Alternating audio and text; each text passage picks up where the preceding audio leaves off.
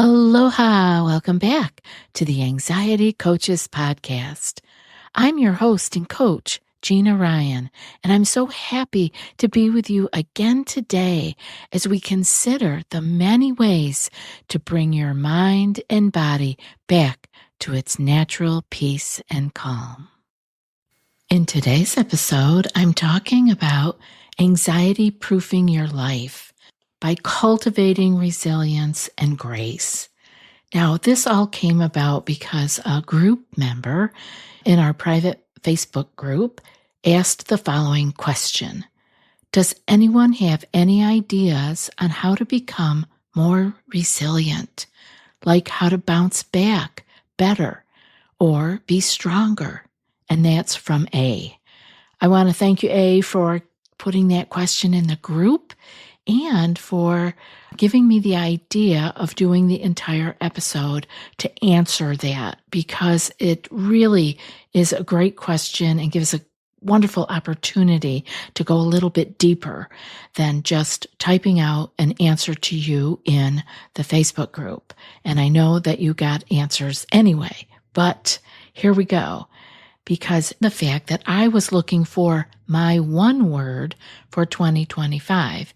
Now, for those of you who don't know what a one word is, it's something that I learned many moons ago before I had the podcast with a coach I was working with, where we would come up with one word for the year, a focal point, a touchstone that we could carry with us throughout the year. So I brought this to the group 9 years ago when we started our group coaching and the private Facebook group. And we have an opportunity at the end of the year and the beginning of the new year to come up with one word. So I was having trouble finding mine this year, but I finally came across my word when I was researching and thinking about A's question. So I want to thank you, A, on many levels, because you got me going and I actually came up with my one word for 2025, which I have put in the private Facebook group for group coaching. Now, while I was doing that, I found some excellent words that I think we would all do well to add to our vocabulary to remind ourselves just how strong and capable we actually are.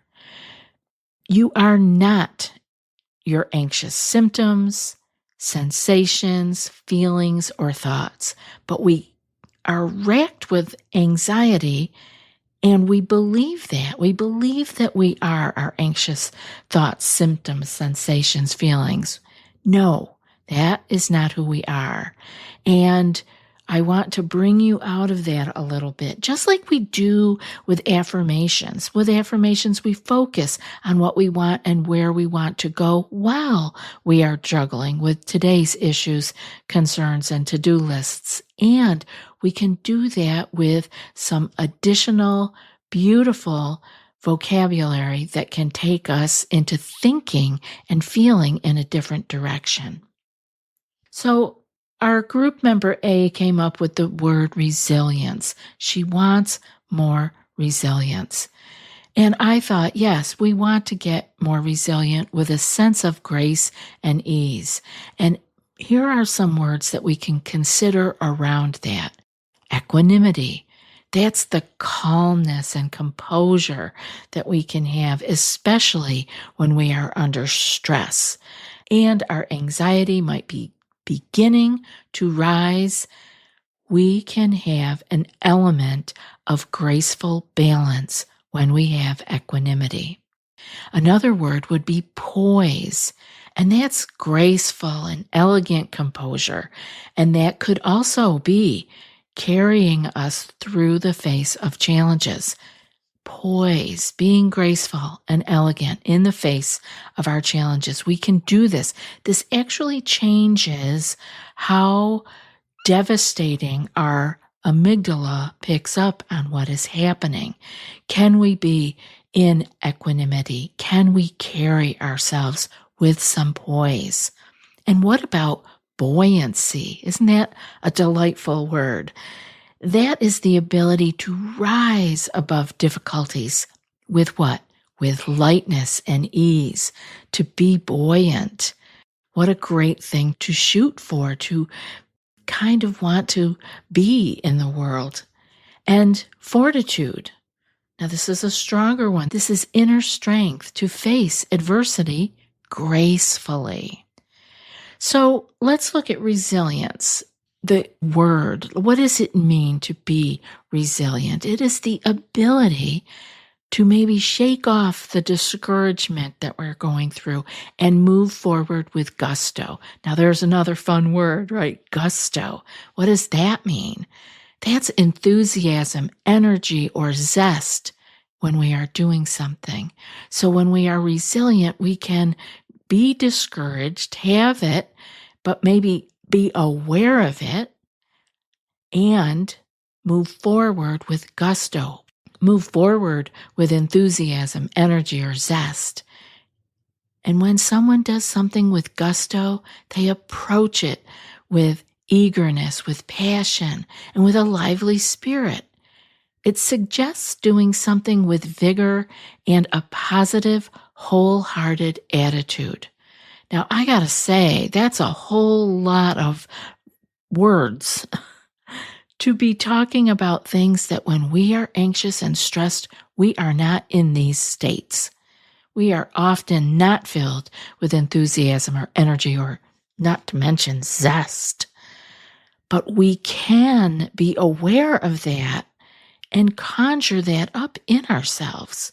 We can look inside ourselves for more enthusiasm, and we can have more energy through a lot of different practices that we talk about here on the show. But if we don't even have the words for these things, how can we pull them up in ourselves? So I want you to consider your vocabulary and how you talk to yourself, or how you talk about what is happening to you in your days. Some other words that we might want to consider are things like perseverance. That's being focused on persistence despite difficulties. We can persevere. Tenacity is another nice strong one. This one suggests a firm determination and a refusal to give up. This is something I want you to have when you are working your way through stress, anxiety, and panic. Please have the tenacity to keep going. That firm determination and refusal to give up, even though you may not even right now see the very next step to take. If we keep this tenacity going, we will see it when it comes. The step will come. The next right thing to do will come. But we need to hold on and have that firm determination to keep going and the refusal to give up.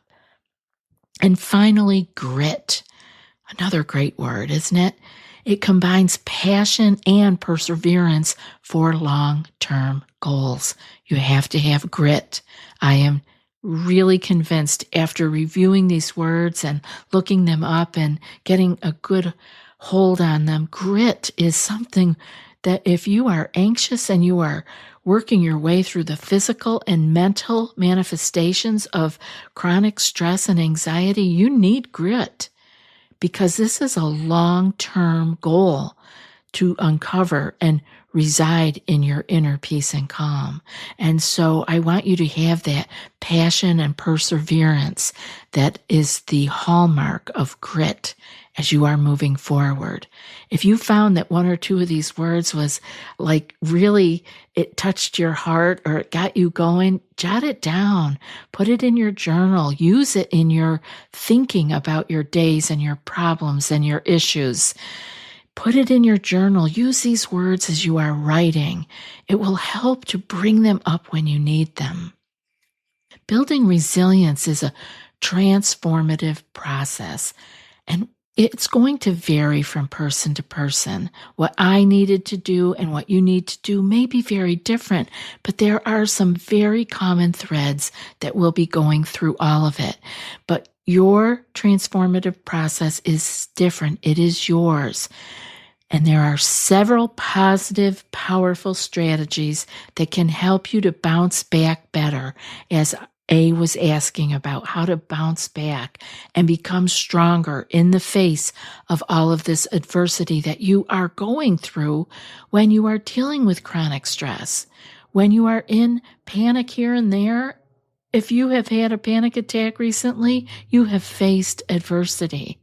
So here are some ideas that can guide you on this journey, because it is a journey. You don't stay there forever. Believe me, I haven't stayed there forever, and my clients haven't stayed there forever.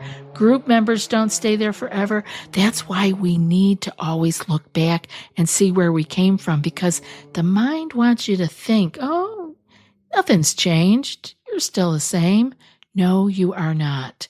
If you have made one change in your life around your chronic stress, your anxiety, or your panic, you are not the same. You have changed. And we want to keep building on that, because it may feel like it's long and slow. And that might be because you haven't looked back to see where you came from. Another good reason to be keeping a journal, you would be able to see it in writing. So I do have some pointers here, some ideas that can help you as you're going forward. And the first one is embrace change and uncertainty. Now, I know change and uncertainty, those words can be very triggering to people with anxiety, but we have to face this change and uncertainty. And not only do we have to face it, we want to embrace it, because resilient people understand that change and uncertainty are inevitable parts of life. Instead of resisting change and uncertainty, they view challenges as opportunities to grow. Embracing the unknown and being flexible in your approach allows you to adapt more easily when things don't go as planned. And we all know in life, things don't always go as planned. So practicing acceptance helps release frustration, and it fosters resilience in the long run. And there's that word, right? Acceptance. We have a lot of episodes about acceptance. If you need to go back and listen to them again, go to your app that you listen to your podcasts, or go to our website and type in the search acceptance and listen to where we have talked about that and the practices around acceptance. It really will help you to release frustration and gain resilience in the long run. Now, the second one I have is to cultivate a growth mindset. It's something I don't talk about here a lot, but it's very important. A growth mindset is the belief that your abilities and intelligence can be developed through hard work and dedication. Resilient people view failures and setbacks as opportunities to learn and grow, rather than signs of personal inadequacy. So by adopting this mindset, this belief, you shift your focus from avoiding failure, running away, sticking your head in the sand, to using it as a stepping stone for success. When you see the challenges as part of the learning process, part of the growth, you're better equipped to keep going after facing setbacks. And I want to tell you straight up, the setbacks don't go away. Just because you find your inner peace and calm and you learn to reside there, for the most part, you're still going to face setbacks in life. But the way that you react and respond to them is going to be completely different, because you will have cultivated a growth mindset as we're going forward here. The third one is I want you to build emotional awareness, because resilience doesn't mean suppressing your emotions. It means being able to recognize, process, and manage them effectively. Now, this is hard to do when you are already under the weather from exhaustion, from anxiety, from panic, from chronic stress, but you can keep this in the back of your head and pull up some of that energy and begin to recognize and process and manage your emotions as they arise. They don't lead you. You are going to recognize them and take care of them yourself. Building emotional awareness helps you to understand your emotional responses versus reacting to all the emotions or the challenges, and it reduces the likelihood of being overwhelmed, which is what happens when we are reactive. Practicing things like mindfulness, journaling, or talking with people that you trust can help you process emotions and prevent them from hindering your progress. Number 4, I want you to strengthen your support system. No one is truly resilient all alone in the world because we are never all alone. Building a solid support network of friends, family, mentors, colleagues, professionals can be crucial to bouncing back after challenges. This support system does not have to be huge, can be very small, but I want you to have someone or something where you can have support. This provides encouragement from different perspectives and comfort during tough times. Knowing you have people you can turn to fosters a sense of connection and belonging, which boosts your resilience. And I wish A from our group was here right now, because I would want to ask her, has being in the group coaching with us helped you to foster a sense of connection and belonging? Because I think her answer would be yes, from what she had talked about in the group. But I want to tell you, A, that this is helping you to boost your resilience.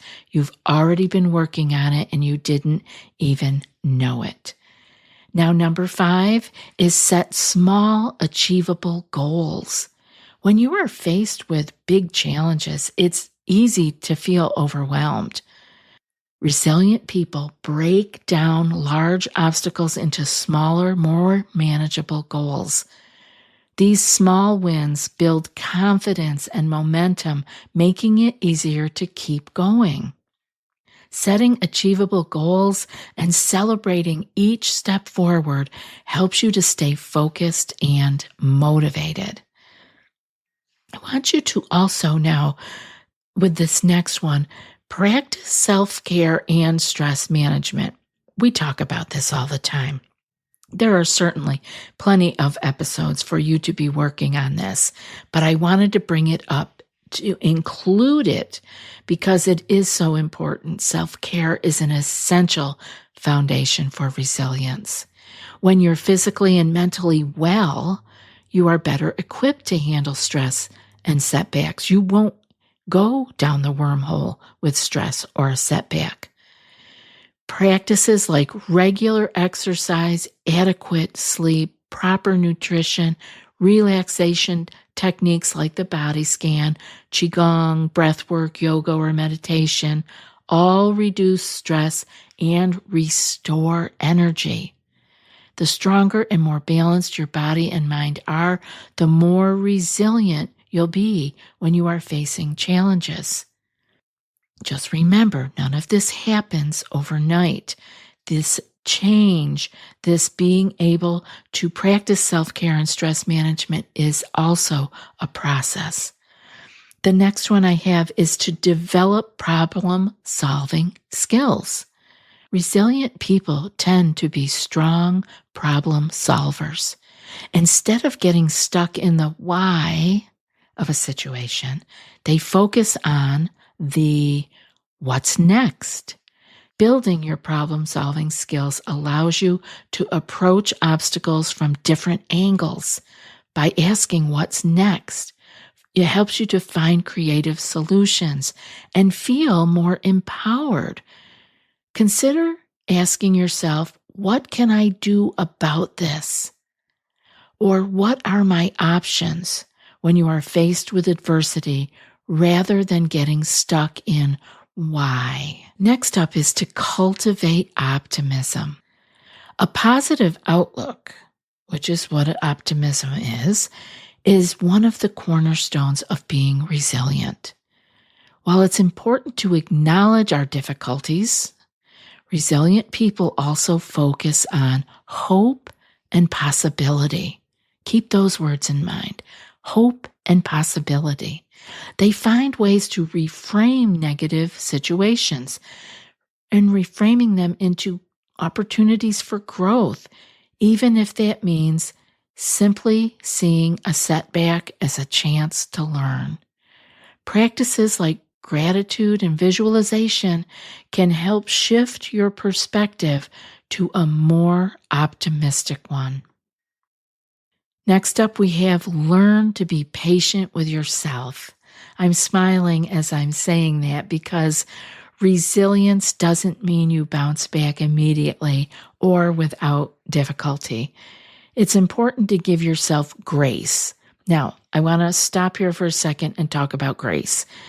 In this context, grace refers to the act of showing kindness, compassion, and understanding toward yourself, especially during times of anxiety flaring up, difficulties, or struggles. It involves offering patience and forgiveness to yourself when facing challenges rather than being overly critical or harsh. Giving yourself grace means acknowledging your human imperfections, accepting the setbacks without judgment, and allowing space for self-compassion and growth. So, let's get back to that now. It's important to give yourself grace during difficult times, recognizing that resilience is a process. It's not a destination. And this helps you avoid the self-judgment that can slow your recovery and your ability to find your inner peace and calm. When setbacks happen, be patient with yourself as you navigate through them. And finally, stay connected to your purpose. Having a sense of purpose or meaning can fuel your resilience. People who are deeply connected to their values, their passions, or their bigger goals are more motivated to overcome challenges. Whether it's personal growth, helping others, or achieving a goal, remembering why you are moving forward can provide the strength and direction needed to push through the tough times. You know, becoming more resilient involves a combination of mental, emotional, and physical practices that work together to help you navigate and thrive through your challenges. By embracing change and cultivating a growth mindset, managing stress, and staying connected to your purpose, you can bounce back stronger and more capable than before. And we do this over and over again, each time getting minutely stronger and minutely more capable. So don't judge yourself after one challenge. Remember that resilience is a skill that takes time to develop. But with consistent effort, you'll find yourself becoming more adaptable, you'll be stronger and better equipped to face whatever life throws your way. And we all know life will throw us all sorts of things along the way, the good, the bad, and the ugly. But in any case, we got this. Let's emphasize resilience through our adaptability as we grow stronger through change and challenges. I hope today's show was helpful for everyone listening and that you will move beyond listening and begin to incorporate the ideas and practices that resonate with you. Incorporate those into your life. Let us know how you're doing. Drop us a message on the website, anxietycoachespodcast.com, or email anxietycoachespodcast@gmail.com. We love hearing from you. I'll be back in a few more days. And now for today's quote. It is not the strongest of the species that survive, nor the most intelligent, but the ones most responsive to change. And that's from Charles Darwin. I'll be back in a few more days with another podcast. Until then, be well and aloha.